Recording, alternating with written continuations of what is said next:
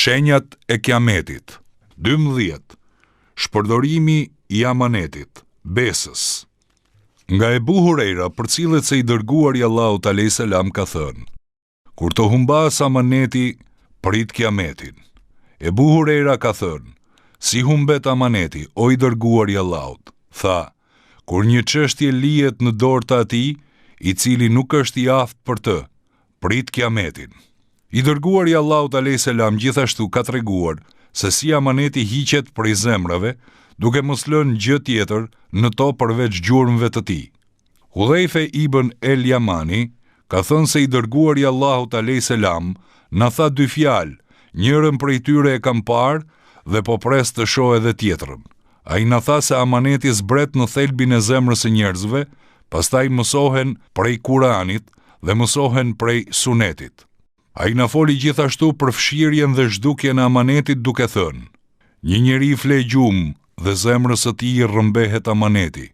Aty prej tij mbetet vetëm një shenjë, si shenja që le një pikë pa ngjyrë.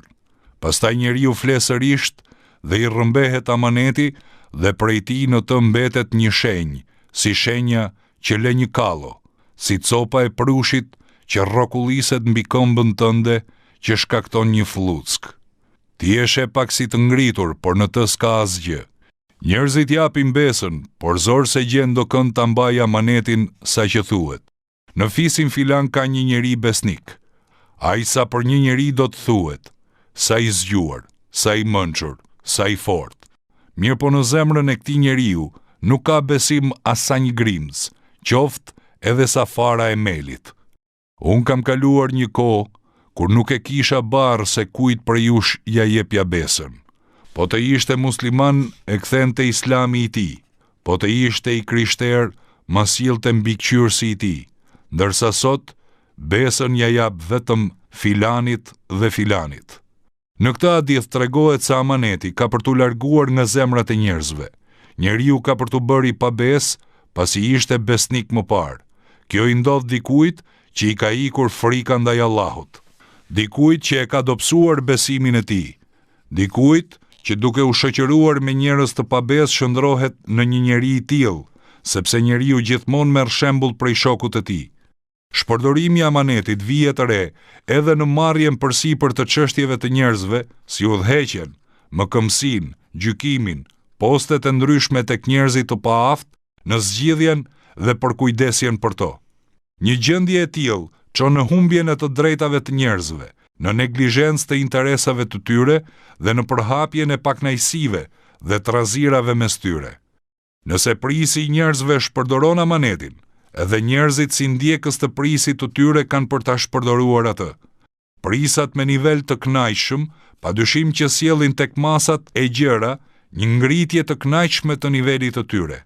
Prishja e paris padyshim që ndikon edhe në prishjen e gjendjes së popullit.